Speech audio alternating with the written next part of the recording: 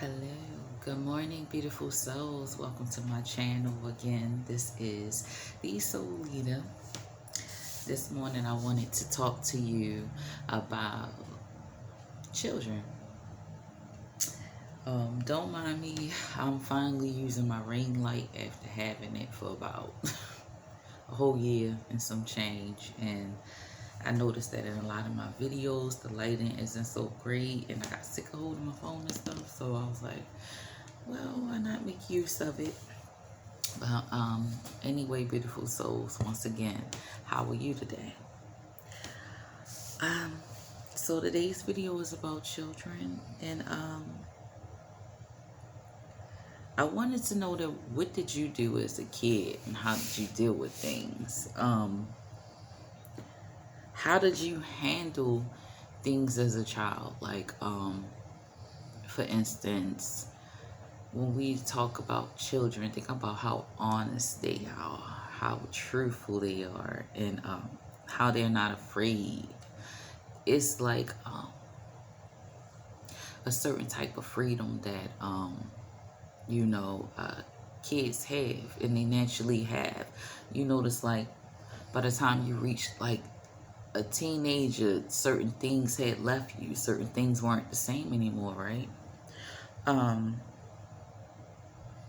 Ask yourself what kind of friends did you have as a kid. And I'm not talking about past the age of 12. That's what I'm talking about, okay?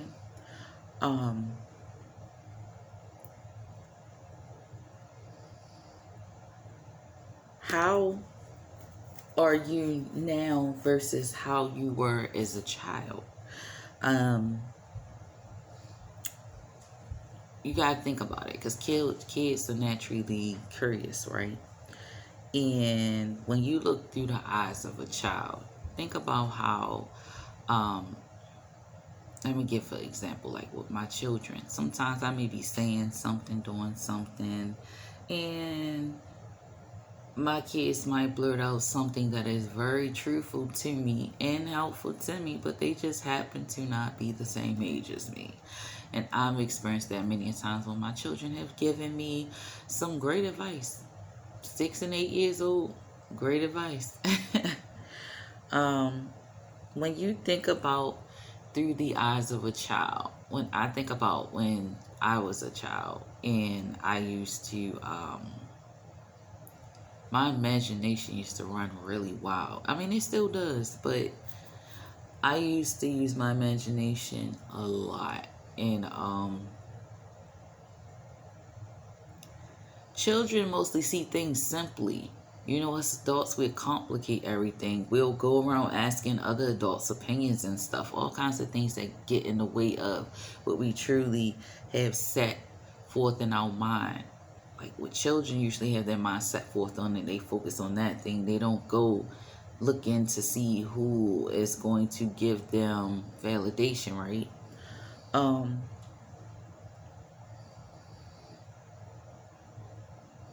When you're a kid, you might be rebellious, or you're easily conditioned, and kids speak the truth. I already said honesty. Kids are confident. Many kids are naturally confident. Your confidence doesn't get broken until somebody, these crazy adults break it, or whoever your parent is who raised you, or maybe it was a friend, maybe it was something that someone else has said or done to you. You know, kids are fearless. And just like one of my previous videos when I stated that kids are, I don't know why I keep looking in the wrong direction. Kids are grounded. And what I mean by grounded, like you think about babies.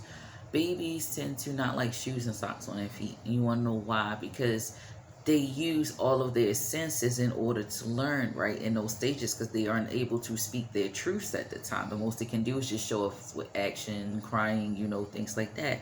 And kids, when they are walking around, getting the feel and the grip of the floor, it's like gravity pulling them down, and they're getting grounded. They're allowing themselves to feel, because that's all they have to really signal and say what they want and what they need. Their feelings is the only thing that is a signal to us adults who don't speak baby language, right? Um, Notice how, like, when children are being grounded, particularly from infants to toddler ages, they put everything in their mouth. Learning what something tastes like is helpful to them. They smell things, the touching, the feeling, you know, they're taking it all in. Children are empathetic. You ever notice, like for instance, like with my kids, if I say ouch or anything, my kids will go, "Oh, mommy, are you okay? Are you okay?" And go kiss it, and they'll try to make it feel better. You know, they're very empathetic. They don't like for their mom to hurt for anything. Kids are kind, they are loving, and they're forgiving. You ever notice those times when, like, say your child was being disobedient, you may have yelled, punished them, anything, disciplined them in whatever type of way that you discipline your child, and like they'll be so upset with you for the moment, but then all in the same breath, they'll be hugging and kissing you for yelling at them or disciplining them. They like easily forget because they don't forget where their help comes from. They don't forget who nurtures and cares for them and love them and chastise them as our Father do us in heaven, right? So children learn, and they learn if like for instance, if you're the type of person you're eager to learn, 9 times out of 10 your kids will be eager to learn. If your kids mimic what you do, you know. So my point in making this video, those are my list of things that I came up that I noticed about with children. Now when I speak of these things, I ask that you tap into that in the child and think about, how did you react to these things that I named? So let me give an example of reacting to these things that I named. I remember as a child and how loving and kind and how I looked at the world and how I believed that everybody was the same, and how I did used to believe that everybody was nice, but no one had prepared me for the world. So what I'm doing now, and I prepare my children for the feelings that they may have to face out there in the world, not putting what I've been through on them. No, I'm just preparing them, particularly the ones who I really know kind of look at people and just take them as, no. I try to teach my kids that everybody's not going to be nice. So there are going to be some pretty unpleasant moments where somebody might be mean to you and it may hurt you and you're going to come tell me. But just know that I'll always be there to comfort you. You know, I think about when I was a kid and how I handled things, like when things were hurt. I didn't always cry about it, because some things did hurt that didn't require a tear. It just required for me to just have a backbone, take it, and keep it moving. Because I didn't have that space to always come to another adult to be honest, to say, hey, this is bothering me or that's bothering me, blah, blah, blah. I made a safe space, and I remember the black box. Only that time that when that was the black box, that black box was formed like for safety away from my family and my parent at the time. When I would go into that box at the time, because that it was not, to me, when I elaborate on the black box, I call it the mind, okay? And in that point in time when I was in a black box, this black box had a different label. This black box had a label called safe space away from mom. It was like, I don't even want to say it like that, but this is the truth. And when I was in that black box, I used to turn off the lights and everything, sit in quietness. I was 12 years old. I was naturally doing this then. And I was just sitting in the dark and allow my thoughts to just surface. And I would talk to God about what I was dealing with. And what I was dealing with was a narcissistic parent. I hate to say it, but it's the truth. These are really things that I really endured in my life. And I think about what kind of friends I had, and I think about the type of friends I had then was the type of friends I end up having as an adult, which are the type of friends I don't even have anymore because I don't have many friends or anyone that I really call friends because people are fickle these days. And mostly I don't have them because of the journey that I'm on. It's like I just can't be friends with any old person. I cannot just be around any old energy. I like energy that feed my soul and I could feed their soul and we could do things together.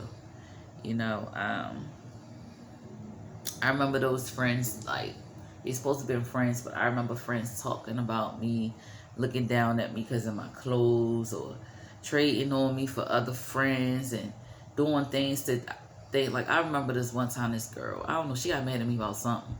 And I was already sitting on the ground when she got so mad over something I said about her. It was the truth, but her best friend was setting me up, and I didn't know at the time to say stuff about her. You know, it was what I really felt, but I didn't realize that that person was standing behind the door. And she asked for some of my seeds, the person I was talking to, and I gave her some of my sunflower seeds. But she was giving them to the girl that I was talking about, like, and it wasn't really bad. She asked a question, I gave an answer. But the whole time she only asked me those questions because she knew that person was behind the door. It was like a setup. I've always been in a situation where somebody would do something stupid like that, like the well, as an adult, I knew not to talk about people to other people, but what I'm saying is, in that moment of being a kid and having another kid do that to me, and I was like 2 years younger than them, and they were fickle like that. Like, they knew that they liked me, but they didn't like me. You get what I'm saying? And they already knew each other, and wasn't no coming in between them. But one of the friends, when the other friend wasn't around, she really was cool with me and like to have fun with me. But when the other one came around, she tried to be mean and stuff. And that's when I started really learning about friendship and that these people weren't really my friends. So when another girl had moved on my block, like on my actual block, because the people that I was cool with, one lived in the next block and the other one lived around the corner. And the new girl had moved in, and we vibed way more. Like, the new girl was like me, very sweet, very empathetic, you know. And I ended up, I remember one time hurting that person. That person was really a good friend to me. We was like 8 years old. And I remember what I did to that person. I remember I put my hands on them. And I ain't mean to. It was just sometimes when I felt a weak spot in somebody, yeah, I used to do back to people what was being done to me. I did used to do that as a kid at times. I didn't know any better. But the moment when I realized I was doing stuff like that, I had stopped. It was a quick little thing, but back to that girl who, the new girl who moved a few doors away. I started hanging with her. The same people who didn't treat me right as a friend got jealous, called me a traitor, like, was really mad, everything. So in those moments, those little things, even though it was small and it was happening as a kid, I was met with a lot of that in my adulthood, you know. And it was easy to recognize it and nip it in the bud and stand up for myself, because there's no such thing in trading when you have love to give to many people. There's no such thing as having just one friend. It's not even really a vibe. You know, everybody want a vibe. I'm not a vibe. Something my cousin said yesterday. Whole frequencies out here, not no vibe. Vibe to me is like something that can come and go, in my opinion. But to vibrate on a level that is constant and doesn't wave, I would like to call that a frequency. But let me get a little bit off of that, because I was going a little too more into, you know, what the kids had done. But I was just sharing that as an example of those kids wasn't really that nice. And in that moment, when I was met with stuff like that, when I was met with kids who call me names because of how I look, or being bullied because people deemed me to be poor because I didn't have the latest fashion. You know, and I think about little things like that in my childhood, and what it did to me then versus how I act now as an adult with it, or how my curiosity was as a child versus my curiosity now and how I deal with it, or I was being rebellious as a child. Why was I being rebellious? Most of the time I was being rebellious because a lot of the time I felt like the people around me wasn't really that smart, and then too, nobody didn't pour into me at all.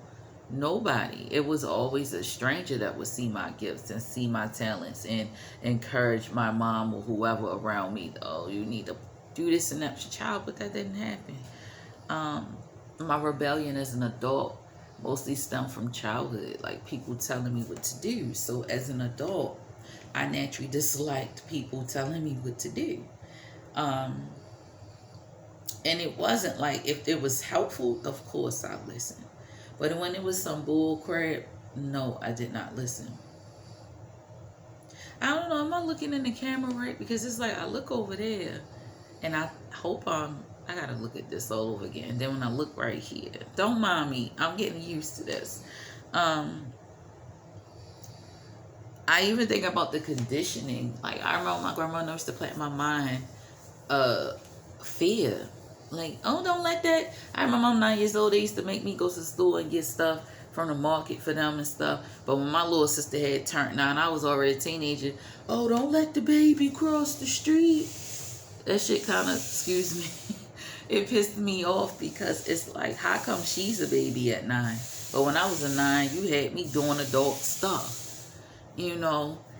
And I noticed that, like, because my grandma, she raised my baby sister. Like, literally raised her like her own child. Her and one of my cousins. Whereas me, I ain't get that. I kind of feel like I raised my dad going self, even though it was so many people around me. I was always left to fend for myself, because people naturally always knew that I could do for myself. But that wasn't a reason to let a child sit there and think and do so much for themselves. It wasn't fair. But I realized what it created rebellion in me, particularly once I turned 18.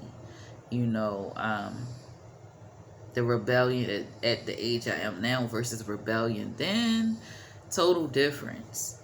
I think about how I spoke the truth as a kid. That hasn't changed, because it's still the same as an adult. And my honesty hasn't changed. Now my confidence has changed. You know, I went through some stuff. I said that in my previous videos. But I am confident now. I didn't expect it to come back so fast. And I'm still working on my confidence. And confidence don't necessarily mean like a outer appearance thing. You know, I am getting confident in myself to produce more videos, more content, more ideas, more stories to be helpful. Being fearless. My fearless self then versus my fearless self now.